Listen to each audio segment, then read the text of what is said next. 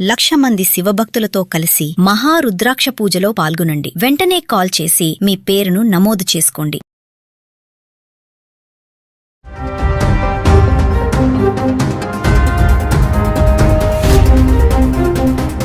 నమస్తే, welcome back to Suman TV. Present మనతో పాటు ఉన్నారు ఎనలిస్ట్ మందర్ కృష్ణారెడ్డి గారు. నమస్తే సార్. నమస్తే అమ్మా.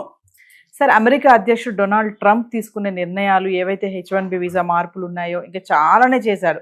ఎప్పుడైతే అధికారంలోకి వచ్చాడో అప్పటి నుంచి ఈ రోజు వరకు ఎన్నో మార్పులు, చేంజెస్. మరి దీంతో మన భారతీయులు అమెరికా వెళ్ళడానికి కొంచెం వెనకడుగు వేస్తున్నారు అనుకోవచ్చు అంటారా? ఇదే టైంలో మరి వేరే దేశాలు మన వాళ్ళ టాలెంట్స్ని తీసుకొని మరి మా దేశాలకి రండి, మీ టాలెంట్స్ని మాకు ఇవ్వండి, మా దగ్గర ఉపయోగించుకోండి అని చెప్పేసి వాళ్ళు ఆహ్వానిస్తున్నట్టు మనం న్యూస్ చూస్తూనే ఉన్నాం. మరొకసారి వివరాలకు వెళ్తే సార్, ట్రంప్ తీసుకున్న నిర్ణయాల వల్ల ఒక రకంగా భారతీయులకి మేలు జరిగిందని కూడా చెప్పినా ఆశ్చర్యపడాల్సిన అవసరం లేదు. ఇది ఎలా అంటే మనం విశ్లేషించినప్పుడు ఇప్పటిదాకా డాలర్ డ్రీమ్స్లోనే బతుకుతోంది భారతదేశం. అంటే నేను చదువుకుంటే అమెరికాలో చదువుకుంటాను, అక్కడే ఉద్యోగం చేస్తాను, కోట్లు సంపాదిస్తాను, భారతదేశాన్ని పంపిస్తాను, ఇక్కడ నేను ఆస్తులు అవి కొనుక్కొని ఇక్కడ సెటిల్ అయ్యే అవకాశం ఉంది, లేదంటే అమెరికాలోనే ఆస్తులు కొనుక్కొని అక్కడే సెటిల్ అవుతాను, అవసరమైతే ఇక్కడే నేను రాజకీయాలు కూడా పోటీ చేసి నేను నిలబడగలిగే శక్తి సామర్థ్యాలు కూడా నాకు ఉన్నాయి. ఎందుకంటే అలాంటి అవకాశాలు కూడా అమెరికా కల్పించింది. అక్కడ ఎంతోమంది భారతీయులు సెనేటర్స్గా ఎలక్ట్ అయ్యారు, వైస్ ప్రెసిడెంట్గా కూడా ఎలక్ట్ అయ్యే పరిస్థితి ఏర్పడుతోంది, ప్రెసిడెంట్షిప్ కూడా పోటీ చేస్తారేమో అనేటువంటి స్థితి కూడా ఇండియన్స్కి కలిగింది. అంటే అంతదాకా సమర్థత అక్కడ పెరగలిగే అవకాశాలని అమెరికా ఇచ్చింది ఇప్పటిదాకా. అలాంటి ఆలోచనలో ఉండి ప్రతి ఒక్కరూ అమెరికా అనేది ఒక కళ, ఒక కోరిక. పిల్లాడు పుట్టిన కొద్ది రోజులకే తల్లిదండ్రులే నువ్వు అమెరికా వెళ్దువు కానిరా, నువ్వు చాలా గొప్పవాడి అవుతావురా అని భావించేటువంటి స్థితి కూడా ఏర్పడింది. అందుకే మధ్యతరగతి వాళ్ళు కూడా అప్పో చేసి తమ పిల్లల్ని అమెరికాకు పంపించాలనే ప్రయత్నంతో చాలామంది చాలా కోరి బాధలు తెచ్చుకున్న వాళ్ళు చాలామంది ఉన్నారు. అయితే అక్కడికి వెళ్ళిన తర్వాత అంటే ఏదో రకంగా ఇక్కడ అతన్ని పంపించగలిగే పరిస్థితి ఏర్పడితే సరే, పంపించిన తర్వాత అక్కడ ఏదో ఒక జాబ్ చేసుకుంటాడు, చిన్నదో పెద్దదో ఏదో జాబ్ చేసుకొని మెల్లగా డబ్బు సంపాదించుకుంటూ తను చదువు అక్కడ పూర్తి చేసుకుని అక్కడే ఏదో ఒక ఉద్యోగం సంపాదించుకొని అక్కడ సెటిల్ అవుతాడనే ఒక నమ్మకం, విశ్వాసం ఇప్పటిదాకా గత దశాబ్దాల కాలం లోపల భారతీయులకు పూర్తిగా నమ్మకం, విశ్వాసం కలిగించింది అమెరికా.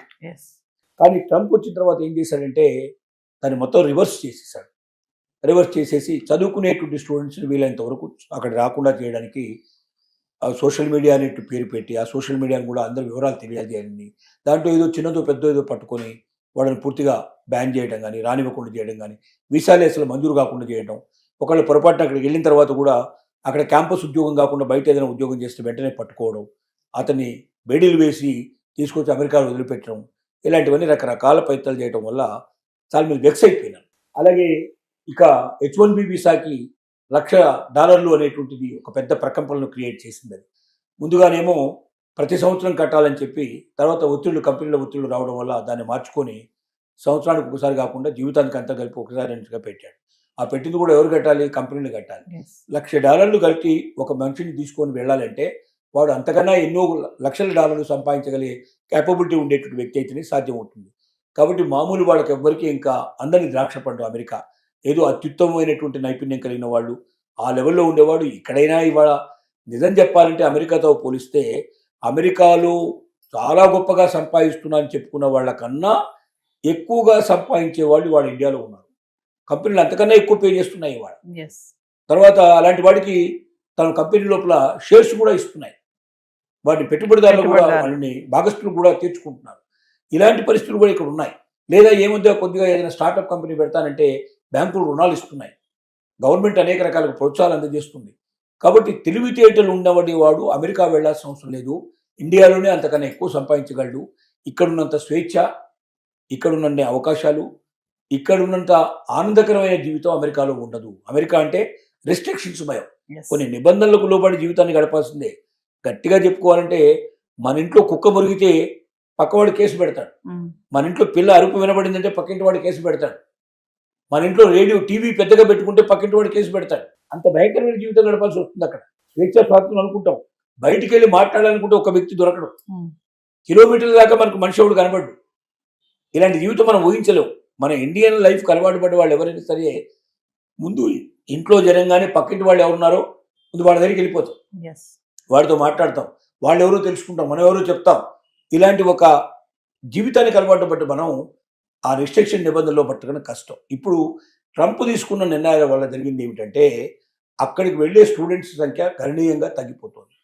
ఒకటి, ఎంక్వైరీ చేయడం, అమెరికాలో ఏమేమి చదువులు ఉన్నాయని ఎంక్వైరీ చేసే వాళ్ళ సంఖ్య 46.4% తగ్గిపోయినట్టుగా లెక్కలు వస్తున్నాయి. అలాగే కెనడాకైతే 76% ఎంక్వైరీ చేసేవాళ్ళు తగ్గిపోయినారు. అంటే కెనడా వాళ్ళు కూడా ఇలాంటి కొన్ని రిస్ట్రిక్షన్ పెట్టారు. అమెరికా పక్కనే ఉంటుంది కాబట్టి అనుకునే కెనడా కూడా అమెరికాను చూసి కొన్ని నిబంధనలు పెట్టింది. దానివల్ల ఇప్పుడు కెనడాని అమెరికా రెండింటి కూడా దూరం చేసుకొని సిద్ధపడుతున్నారు. అయితే ఇదే సమయంలో ఇతర దేశాలు ఏవైతే ఉన్నాయో, ముఖ్యంగా యూరప్ దేశాలు మనల్ని ఆహ్వానించి రెడ్ కార్పెట్ పంచడానికి సిద్ధంగా ఉన్నాయి. ఇండియన్ టాలెంట్ వాళ్ళకి బాగా తెలుసు. అమెరికా ఇవాళ ఇంత డెవలప్ అయిందంటే దాంట్లో ఇండియన్స్ యొక్క పాత్ర చాలా ఎక్కువ. డెఫినెట్గా మనం గుండెల మీద చేసుకొని చెప్పొచ్చు, అమెరికా అభివృద్ధిలో భారతీయ సైంటిస్టులు, భారతీయ ఉద్యోగస్తుల యొక్క పాత్ర చాలా ఎక్కువ. వాళ్ళంత అభివృద్ధి చెందారంటే, వాళ్ళ టెక్నాలజీ అంత డెవలప్ అయిందంటే మన వాళ్ళు లేకపోతే అది సాధ్యమయ్యే పని కాదు.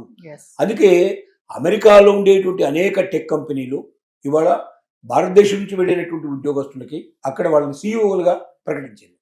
ఇంత అమెరికా లోపల ఇవాళ ట్రంప్ తీసుకొస్తున్న విధానాల్లో కూడా ఇంకా రోజు రోజుకి సీఈఓలు కొత్తగా ఇండియన్స్నే పెట్టుకుంటున్నారు. కానీ అక్కడ ఉండే వాళ్ళని కాకుండా అమెరికన్స్ ఎవరు పెట్టిగా అపాయింట్ చేసుకొని సిద్ధపడలేవు. కారణం ఏంటంటే అమెరికాలో ఉండే వాళ్ళకి టెక్నాలజీ తెలవడం చాలా తక్కువ మంది అక్కడ తెలిసిన వాళ్ళు. రెండోది ఏంటంటే వాళ్ళు రిస్ట్రిక్టెడ్ టైం పనిచేస్తారు. నేను కరెక్ట్గా 10 to 5 అంటే 10 to 5 అంతే. 5 o'clock తర్వాత ఒక్క సెకండ్ కూడా ఆగదు వాళ్ళు. 10 o'clock లోపల ఒక్క సెకండ్ కూడా వాళ్ళు 10 o'clock పర్ఫెక్ట్గా అక్కడ ఉంటారు. 5 o'clock వెళ్ళిపోతారు. మన ఇండియన్స్ అట్లా కాదు. అవసరమైతే పని ఉందంటే రాత్రంతా కూర్చొని కూడా పనిచేసి పూర్తి చేస్తారు. సెలవులు కూడా వదులుకొని ఉండడానికి సిద్ధపడతారు. అంటే ఇక్కడ ఉన్నటువంటి దానికి ఒక కమిటెడ్గా ఉండేటువంటి ఎంప్లాయీస్ని ఇష్టపడేటువంటి విధానం. అందుకే ఇండియన్స్కి పెద్దపీట వేశారు. 75,000 ఉద్యోగాలు ప్రతి సంవత్సరం కూడా రిలీజ్ అవుతుంటే దాంట్లో 71% ఇండియన్స్కే అవకాశం కల్పించారు. కానీ ఇప్పుడు పరిస్థితులు మారిపోయినాయి. ట్రంప్ తీసుకొచ్చిన నిర్ణయాల్లో 2 జరగబోతున్నాయి. ఒకటి ఏంటంటే భారతదేశానికి తిరిగి వచ్చి ఇక్కడ తమకున్నటువంటి శక్తి సామర్థ్యాన్ని పెట్టుకొని తమే కంపెనీలు స్టార్ట్ చేసి తాము బతకడం, తాము గొప్పగా జీవించడమే కాకుండా ఇక్కడ ఉన్న వాళ్ళకి ఉద్యోగం కల్పించేటువంటి పరిస్థితి ఒకటి. చాలామంది ఆ నిర్ణయాలు తీసుకోబోతున్నారు. ఎందుకంటే ఇక్కడ ఏదో మనం అమెరికా లోపల బానిస బతుకు బతికేదానికన్నా ఇండియాకు వెళ్ళి స్వతంత్రమైన జీవితం గడపచ్చు. నేను పుట్టిన దేశం, నా దేశానికి నేను సేవ చేసే ఒక గొప్ప అవకాశం ఇప్పుడు నాకు కలిగింది. ఇప్పటికి నా కళ్ళు తెరిపించబడ్డాయి. ఇప్పుడు నా దగ్గర కొంత ఇన్వెస్ట్మెంట్ ఉంది. ఈ ఇన్వెస్ట్మెంట్ తోటి నేను ఇండియాకి వెళ్ళిపోయి అక్కడ నేను కంపెనీ ఓపెన్ చేసి నాకున్నటువంటి మేధస్సుతోటి అక్కడ ఇంకా ఇంతమంది మేధలు కావాలంటే ఎంతమందిని దొరుకుతారు. అమెరికాలో ఇచ్చేటువంటి ఈ ఉద్యోగం ఏదైతే మనం జీతం ఇస్తున్నామో అందులో 10% 20% ఇస్తే కూడా అక్కడ దొరికేవాళ్ళు ఉన్నారు. ఇంతకన్నా మంచి మేధావులు దొరుకుతారు అక్కడ. కాబట్టి వీళ్ళని పెట్టుకొని అవసరమైతే అమెరికా లాంటి దేశాలు, మిగతా దేశాలకు కూడా కావాల్సిన ప్రోడక్ట్స్ మనం ఇవ్వచ్చు, సర్వీసెస్ మనం ఇవ్వచ్చు. అక్కడి నుంచి అవుట్ సోర్సింగ్ లోపల మనం ఇక్కడ కంపెనీలకు మనం సర్వీస్ చేయొచ్చు. మనం అనవసరంగా అమెరికాలో ఉంటాం వేస్ట్. రోజు రోజుకు నిబంధనలు మారిపోతున్నాయి. ఎప్పుడు ఏ క్షణంలో నిర్ణయం తీసుకుంటారో తెలియదు. ఈవెన్ అక్కడ వాళ్ళు గ్రీన్ కార్డు కలిగి ఉన్నప్పటికీ, అక్కడ సిటిజన్స్గా గుర్తించబడ్డప్పటికీ ఏ క్షణంలో వాళ్ళ గ్రీన్ కార్డు ఊడిపోతుందో, ఎప్పుడు సిటిజన్షిప్ పోతుందో తెలియనట్టు భయంగా ఒక దొంగల్లాగా బతికేటువంటి బతుకు కన్నా స్వతంత్రమైన జీవితం గడుపుతూ నా మాతృదేశానికి నేను తిరిగి వచ్చి నిర్ణయిస్తాను చాలామంది ముందుకు వస్తున్నారు. దానికి తోడుగా ఇవాళ ముఖ్యంగా అక్కడున్న జర్మనీ దేశం చాలా గొప్ప అవకాశాలు కల్పిస్తోంది. 2 లక్షల ఉద్యోగాలు భారతీయుల కోసం ఎదురు చూసేటువంటి పరిస్థితి తీసుకొచ్చింది. తర్వాత వీసా నిబంధనలు చాలా సులభతరం తీసింది.